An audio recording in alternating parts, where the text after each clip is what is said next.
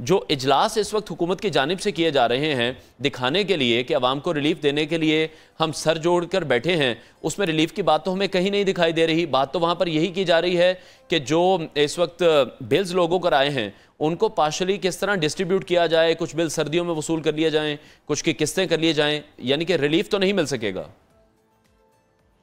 सो Indeed एक challenging situation है पाकिस्तान के लिए, क्योंकि जितने बिल बढ़ के आए हैं ये हमारी उन दिहाइयों की omissions and commissions both policy level पे जो हमने काम किए और कामयाबी से नहीं किए और शायद उतनी समझ और रिसर्च को बेस करके नहीं किए, और ओमिशंस जो काम हमने नहीं किए कि हमने सारा बिजली का सेक्टर सरकार में रखा, प्राइवेटाइज नहीं किया, टैरिफ का रिफॉर्म नहीं किया, सब्सिडी का रिफॉर्म नहीं किया, अच्छी मैनेजमेंट्स नहीं दिखाई।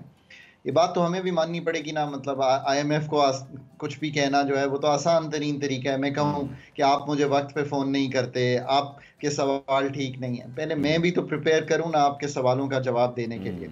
क्या मेरे पास डिस्को की अच्छी मैनेजमेंट थी? क्या 520 अरब रुपए का नुकसान 2022 में पाकिस्तान के सारे डिस्कोज ने TND में नहीं किया? क्या 72 अरब उसमें जिसको को आप अच्छा कहते हैं लेस्को उसने नहीं किया?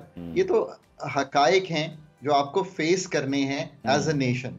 But having said that, IMF आपको सिर्फ ये कह रहा है कि आपका जो नेपरा रेगुलेटर है उसने जो कॉस्ट ऑफ सर्विस का तयन किया है, डिस्कोज और जेनकोज की पिटिशन को सुनकर उसको लागू कीजिए। यहाँ तक जरूर IMF इंटरवीन कर रहा है, वरना वो कह रहा है कि एक सर्कुलर डेट है जो बढ़ता चला जाएगा, इसको 2300 के करीब रोकिए, ये भी वो कह रहा है। मुझे बताइए कि मैं आपको ये ना कहूंगा कि भाई नुकसान जो है उसको रोकिए, मैं ये नहीं कहूंगा कि लाइन लॉसेस कम कीजिए, मैं ये नहीं कहूंगा कि कोई अच्छी किताब लिखिए इन चीज़ों पर।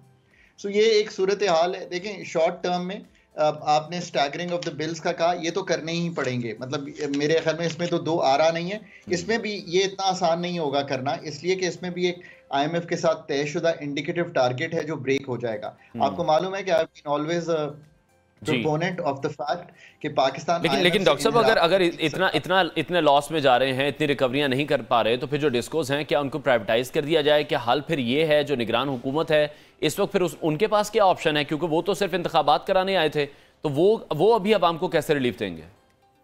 तो एक तो बात यह है कि निगरान हुकूमत को जो जिस माइंडसेट से आई थिंक चलना है, और शायद चल भी रहे होंगे, वो ये कि ये 3 महीने की नहीं एक्सटेंडेड है, ये एम्पावर्ड है।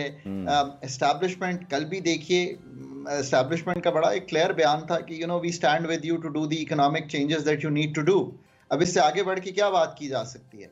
देखिए ना, अब इसके बाद तो फिर मैं वही बात कहता हूँ कि डिलीवरी तो सिविलियन गवर्नमेंट्स ने ही करनी है, चाहे वो पॉलिटिकल इन नेचर हो या इस वक्त जो केयर टेकर सेटअप है, विदाउट गोइंग इनटू डिटेल कि ये क्यों लंबा है या क्यों छोटा है। That is a fact of life. तो हमें इस पे अमल करना है।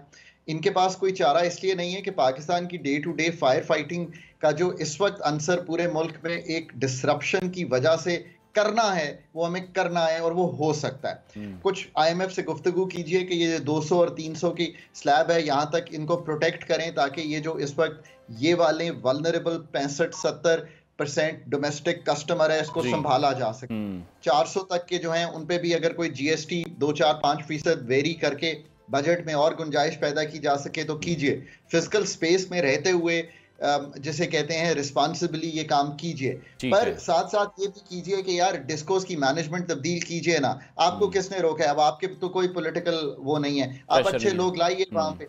आप प्राइवेटाइजेशन और प्रोविंशियलाइजेशन अच्छा एक कदम है, जाइए उसकी तरफ। सबसे बड़ा रिफॉर्म ये है कि आप कहिए कि अगर हेस्को या पेस्को या लेस्को या जहां पे भी ज्यादा नुकसान है उसका नुकसान भरने के लिए आपकी कीमत ज्यादा होगी, और जहां पे कोई अच्छा चला रहा है वहां पर कीमत ठीक है वो कम होनी चाहिए। अच्छा डॉक्टर साहब, जिस तरह हम एक बहुत बड़ा इशू है सोशल मीडिया पर, उसको बड़ा हाईलाइट किया गया है कि जो सरकारी मुलाजमीन हैं उनको बहुत ज़्यादा मराहत मिलती हैं, और ये मुतालबा किया जा रहा है कि हुकूमत हर सूरत जो सरकारी मुलाजमीन हैं उनको जो मुफ्त यूनिट दिए जा रहे हैं उनकी फराहमी बंद करें, क्योंकि जब हालात ख़राब हैं तो फिर सबको मिलकर सोचना होगा, बिजली चोरी रोकनी होगी। आप क्या तजावीज़ देते हैं कि जिससे बिजली की कीमतें एक तो कम हो सकें, साथ ही साथ अगर हम बात करते हैं सरकारी मुलाजमीन की जिनको यूनिट्स फ्री दिए जा रहे हैं, तो उसमें तमाम सरकारी मुलाजमीन तो ऐसे नहीं हैं जिनकी कोई लाखों में सैलरीज हैं। अगर उनसे आप यूनिट्स ले लेंगे मुफ्त वापस, तो फिर उनको आपकी सैलरीज उनकी बढ़ानी पड़ेंगी। तो सही कह रहे हैं आप। मेरा इस पे एक ओवर आर्चिंग व्यू है और वो मैंने सरकार में रहते हुए उस पर काम भी किया है। वो ये है कि हमने ये किया कि 20, 21, 22 को जो ग्रेड के मुलाजमीन थे उनको गाड़ी मिलती थी, तो हमने कहा कि गाड़ी की बजाय आप 50,000, 75 और 90 रिस्पेक्टिवली पैसे ले लें, और उसके बाद आपका पेट्रोल, आपकी गाड़ी, आपका ड्राइवर, आपकी ट्रांसपोर्ट, आप ये कर लीजिए। इसी तरह देखिए, ये पे एंड पैकेज का एक हिस्सा बनी हुई हैं।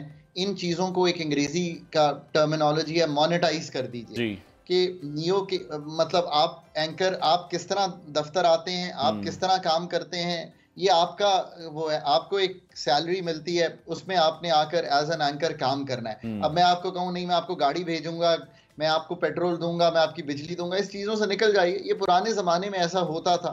अगर उसका टोटल बिल भी देख लें तो इस वक्त जो उसका बिल कैलकुलेट हो रहा है वो 8 से 11 अरब रुपए का है। चले मैं ये भी मान लेता हूं कि ये बहुत एक बढ़ा हुआ बिल है, पर इसको कंपेयर कीजिए 520 अरब के नुकसान से। इसको कंपेयर कीजिए कि जो आईपीपीज के मुआहदे हैं, जिनको मैं बार बार कहता हूं कि जो सीपैक के अंडर अभी जो चाइना के साथ ये जो हमारे, मेरा ख्याल है कि अगर मैं एग्जैक्ट नंबर याद करूं तो ये कोई 17 चाइनीज फंडेड प्रोजेक्ट्स हैं 10-11 हज़ार मेगावाट में। इन पे जाके जो डेट को संभालना है उसको संभालिए, पर यूनिट कॉस्ट कम होगी। तो अगेन ये जरूरी है कि ये सारे काम करें। कॉस्मेटिक चेंजेस के लिए आप ये भी करें जिसकी हमने गुफ्तगू की है, मोनेटाइज कर देना। पैसे तो उनको देने पड़ेंगे क्योंकि ये उनके सैलरी का पैकेज है।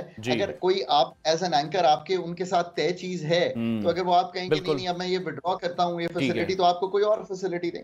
सो बिल्कुल ठीक है ये बात। वो लोगों को इस वक्त कौम के साथ बड़ों को, मैं ये लफ्ज नहीं यूज करता, कोई बड़ों को खड़ा होना चाहिए, दैट इज अ मस्ट। और इंशाल्लाह ठीक है। डॉक्टर साहब, एक और बड़ा अहम मामला है, जिस तरह पीआईए की जानिब से हम देख रहे हैं कि कहा गया है वजारत खजाना को कि 23 अरब उन्हें फराहम किए जाएं। तो पीआईए को भी हम बड़े अरसे से सुन रहे हैं कि खसारे में चलती है। तो पीआईए कब तक आपको लगता है प्राइवेटाइजेशन की तरफ जाएगी, जाना चाहिए? कब ये मामला भी सॉर्ट आउट होगा? हुकूमत क्यों इतने खसारे वाले इदारे चला रही है?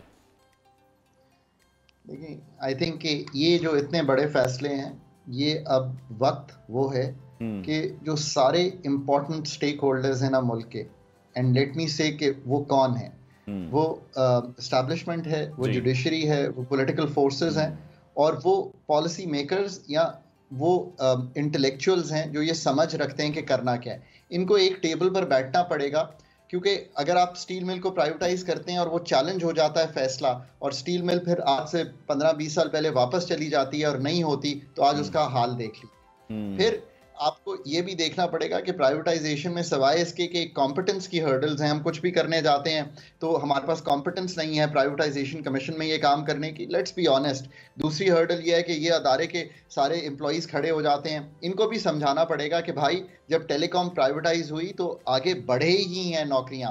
पीटीवी से जब 25 और चैनल बने हैं तो आप जैसे एंकर्स की नौकरियां बढ़ी हैं, कम नहीं हुई हैं। Be very clear.